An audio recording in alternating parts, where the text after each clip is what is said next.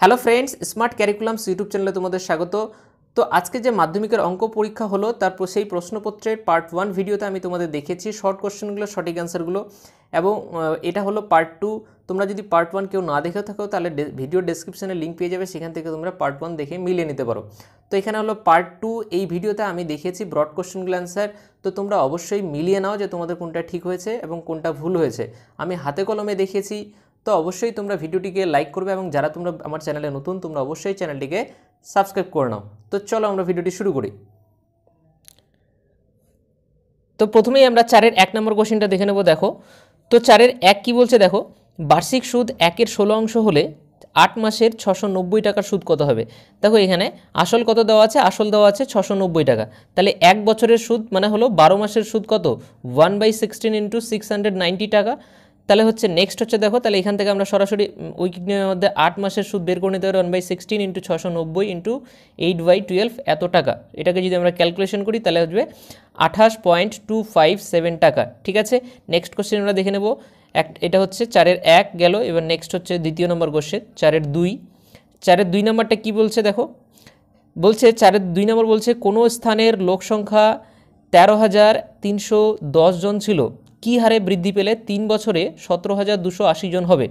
তো এটা দেখো এখানে আমি সরাসরি একদম ফর্মুলাতে আমি বসিয়ে দিয়েছি যে 3 বছর পরে যেটা হবে 17,280 সমান সমান প্রেজেন্ট হচ্ছে কত 13,310 ইন্টু 1 প্লাস r/100 তার হোল টু দি পাওয়ার 3 অর্থাৎ 3 বছর। তো এখানে এটা আমরা ক্যালকুলেশন করলাম, দেখো এটা মান বসালাম। দেখো এইটাকে আমরা 13,310 টাকা আমরা নিচের দিকে নিয়ে চলে আসলাম।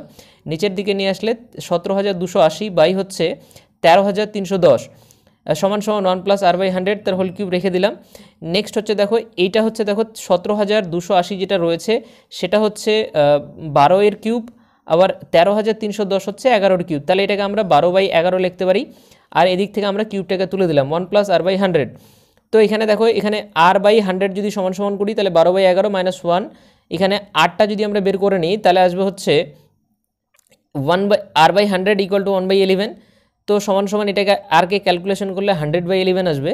তো এখান থেকে দেখো এখানে হচ্ছে r ইকুয়াল টু 9.1/11% হবে আসবে। তো কী হারে বৃদ্ধি পাবে, 9.1/11% হারে বৃদ্ধি হবে।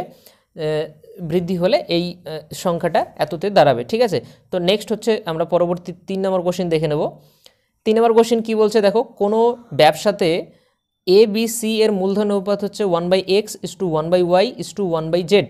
বছরের শেষে ব্যবসাতে জেড টাকা ক্ষতি হয়েছে, তাহলে সি এর ক্ষতির পরিমাণ নির্ণয় করো। এটা করতে বলেছে। তো আমরা এখানে দেখে নেব। দেখো এখানে আমাদের প্রথমে আমরা একটু দেখো আমরা খুব তাড়াতাড়ি মানে একটু শর্টকাট করার চেষ্টা করছি, বেশি ব্রিফলি আমি করছি না। তো দেখো ABC এর মূলধন অনুপাত কত, 1/x is to 1/y is to 1/z। তো এক্স ওয়াই জেডের লসাগু দিয়ে আমরা কী করবো, এর সবগুলোকে গুণ করে দেবো। তো সেটা আসবে কত, YZ is to XZ is to XY। তো এটা হলো তাদের মূলধন অনুপাত। নেক্সট আমরা নিচে দেখো তাহলে আমরা সি এর মূলধন কোনটা হবে, XY। তাহলে উপরে লিখলাম XY বাই হচ্ছে মানে সি এর এটার মূলধনের অনুপাতেই তো লাভ বা ক্ষতি হয়। তো XY বাই হচ্ছে সবগুলোর যোগফল YZ plus XZ plus XY, আর ক্ষতি কত হয়েছে জেড টাকা। তাহলে সমান সমান আমরা এখান থেকে বলতে পারি যে কত টাকা ক্ষতি হবে, এটা হচ্ছে XYZ বাই হচ্ছে যেটা ছিল সেটাই YZ plus XZ plus XY এত টাকা। তারপরে হচ্ছে নেক্সট দেখো, তারপরে হচ্ছে 4 নম্বর কোশ্চেন। 4 নম্বর কোশ্চেন দেখো, 4 নম্বর কোশ্চেন বলছে যে 7x² minus 66x plus 27 equal to 0 সমীকরণটি বীজদ্বয়ের যোগফল ও গুণফল অনুপাত কত। তো আমরা সরাসরি দেখো আমি কিছু লিখি না এখানে। তো আলফা আর বিটা যদি বীজদ্বয় হয় তাহলে হচ্ছে আলফা প্লাস বিটা হচ্ছে কি মাইনাস b/a, তাদের যোগফলটা কী হয়, কোনো দ্বিঘাত সমীকরণের বীজদ্বয়ের যোগফল হচ্ছে মাইনাস b/a এবং গুণফল হচ্ছে c/a। তো এটা হচ্ছে সূত্র। তো এখানে দেখো মাইনাস b/a, মাইনাস b বলতে কত -66, মাইনাস মাইনাসে প্লাস, উপরে হয়ে গেলো 66, নিচে হয়ে গেলো 7। দেখো এক্সের স্কোয়ারের আগে হচ্ছে 7। আলফা বিটা ইকুয়াল টু এখানে যে কিছু এ বি ধরে নিতে পারি, আমি আলফা বিটা ধরেছি। তো c/a ইকুয়াল টু 27/7। তো এইবার যদি আমরা এর যদি রেশিও বের করি alpha plus beta is to alpha beta, মানে এটা হচ্ছে প্লাসটা, এটা হচ্ছে গুণফলের রেশিও। তাহলে রেশিও করলে আমরা অনুপাত যদি বের করি তাহলে 22:9 আসবে। ওকে, তো নেক্সট কোশ্চেন আমরা দেখে নেব। তো তারপর হচ্ছে দেখো ভি কি বলছে, ভি বলছে হরের করণী নির্ণয় করো। তো 12/√15 - 3। তো এটাকে আমাকে করণে নিরসন করতে হবে। তো এখানে দেখো আমি কি করব, √15 - 3কে উপর নিচে আমি মানে এটা 15 - 3 আছে, তো প্লাস দিয়ে আমরা √15 + 3 দিয়ে উপর নিচে গুণ করে দেবো। তো উপর নিচে গুণ করে দিয়েছি সিম্পলি। তাহলে নিচে দেখো একটা সূত্র পড়ে যাবে, a² - b² সূত্র। তো এখানে দেখো এটা স্কোয়ার 15² মানে √15² করলে রুটটা উঠে যাবে, তাহলে 15 আর 3² করলে 9, তাহলে 15 - 9 আর উপরে ওটাই থেকে গেল। তাহলে নেক্সট আমরা ক্যালকুলেশন করে কি করলাম যে এখানে হচ্ছে 12 × √15 + 3 আর নিচে হলো 6 যদি কেটে দিই তাহলে হচ্ছে উপরে 2, তাহলে ইকুয়াল টু হচ্ছে 2 × √15 + 3। This is the right answer. Next question আমরা দেখে নেব ভিআইটা কি বলছে দেখো, ও কেন্দ্রীয় একটি বৃত্তের ব্যাসার্ধের দৈর্ঘ্য 13 সেমি এবং এবি একটি জে এর দৈর্ঘ্য 10 সেমি। তাহলে ও বিন্দু থেকে এবি জে এর দূরত্ব কত? তো এটা হচ্ছে তোমাদের 3 নম্বর চ্যাপ্টারের কোশ্চেন।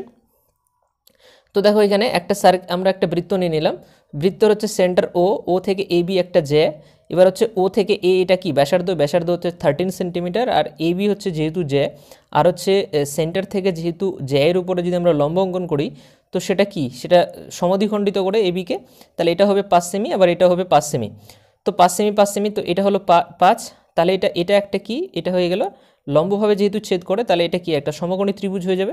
তো সমকোণী ত্রিভুজ হলে দেখো আমরা সরাসরি এটা কি করতে পারি, ওডি ইকুয়াল টু কি করে √ অতিভুজ স্কোয়ার মাইনাস ভূমি স্কোয়ার। আমরা কি জানি সমকোণী ত্রিভুজের ক্ষেত্রে অতিভুজ স্কোয়ার ইকুয়াল টু লম্ব স্কোয়ার প্লাস ভূমি স্কোয়ার, এই সূত্রটাকে এখানে আমি কাজে লাগিয়েছি জাস্ট। তাহলে আমি সরাসরি একবারে করে দিয়েছি, ওডি ইকুয়াল টু √13² - 5²।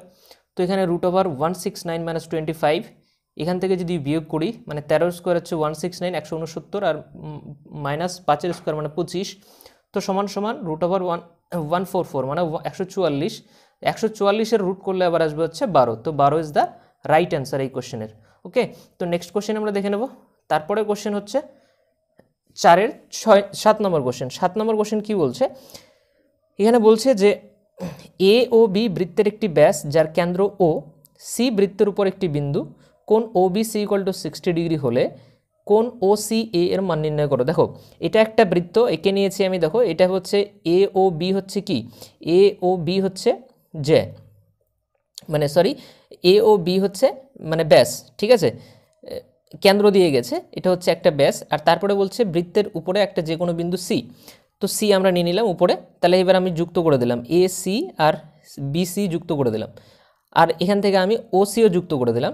তো ফলে দেখো এখানে এটা বলে দেওয়া আছে, তো এখানে বলেছে যে ও বি সি, এই যে ও বি সি কোণটা যদি 60 ডিগ্রি হয়, একটা জিনিস মনে রাখো এখানে যে এই যে ও বি আছে আর ও সি আছে, এটা কিন্তু একই বৃত্তের দুটাই কিন্তু ব্যাসার্ধ, আর যেহেতু ব্যাসার্ধ কি হয় একই বৃত্তের ব্যাসার্ধ আলাদা আলাদা হতে পারে না।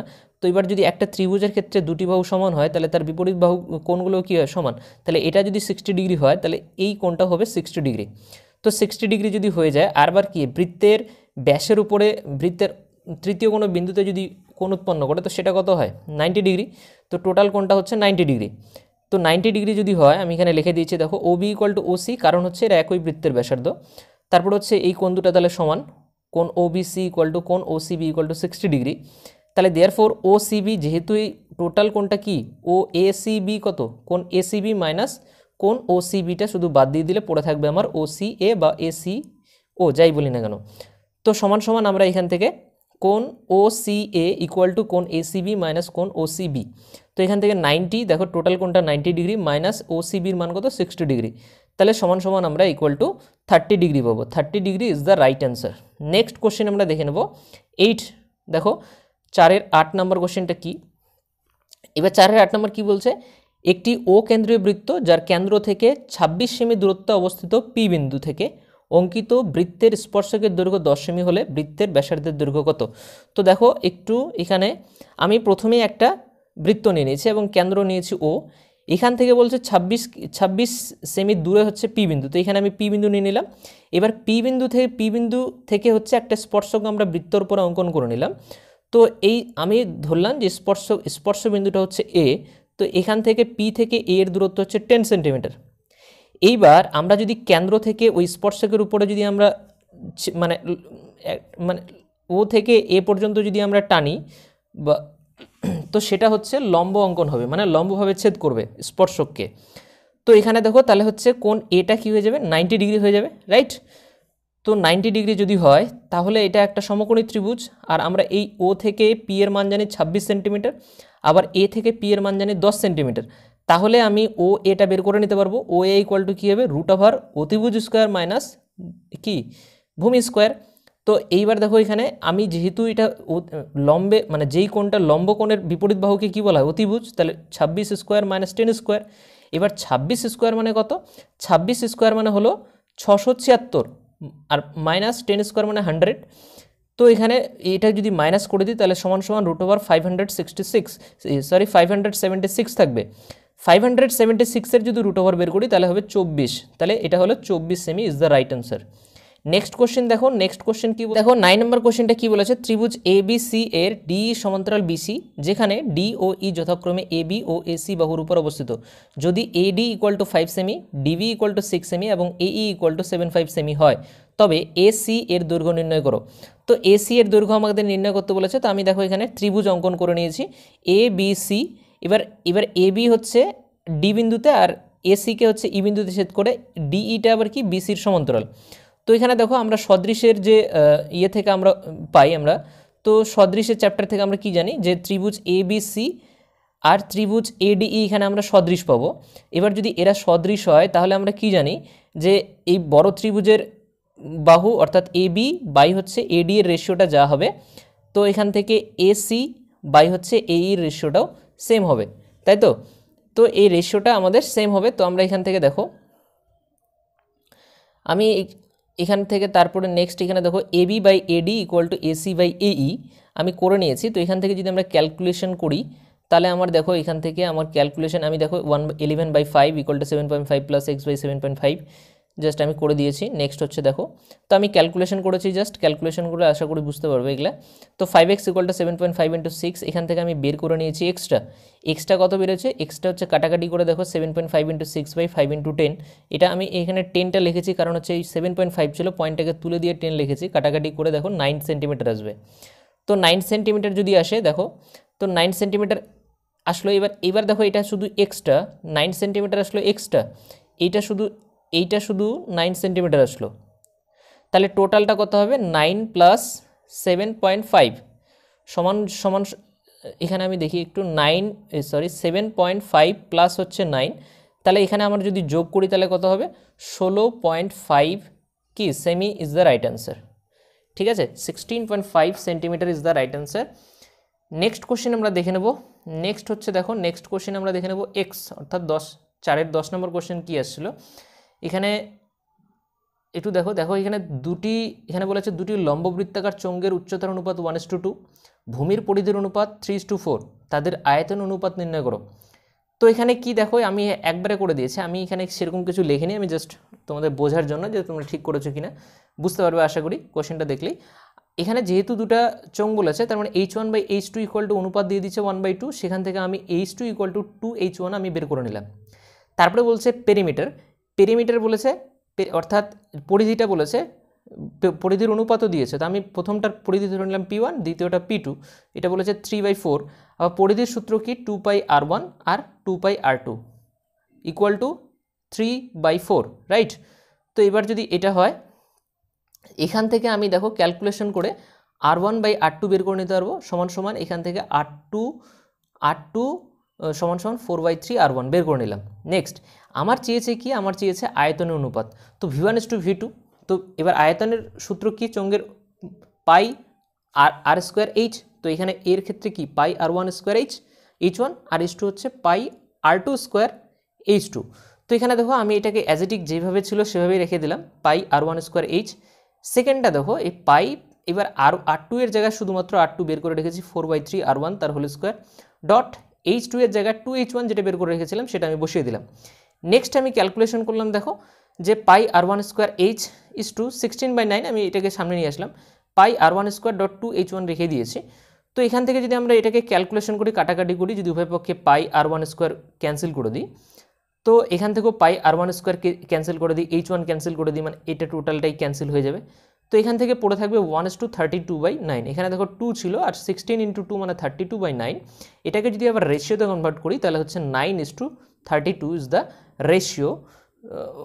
এই ভলিউম হচ্ছে এই দুটার, ঠিক আছে, চোঙ দুটার, লম্ববৃত্তাকার চোঙ দুটার হচ্ছে ভলিউমের আয়তন হচ্ছে তাহলে কত 9:12, ওকে, 9:12। This is the right answer. Next question আমরা দেখে নেব।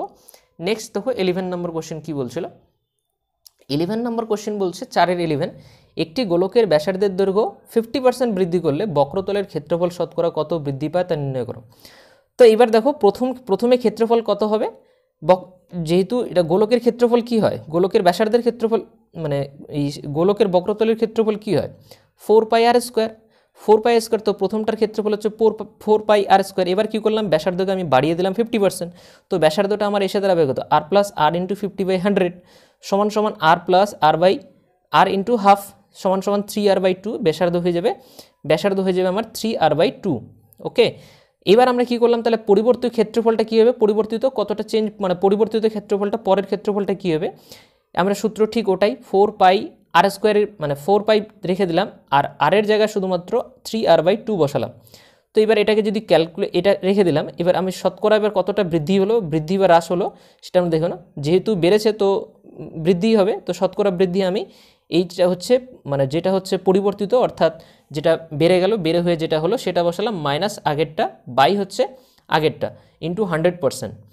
তো এবার এটাকে যদি ক্যালকুলেশন করি, দেখো এখানে কাটাকাটি গিয়ে হবে 9πr² minus 4πr² divided by 4πr² into 100%।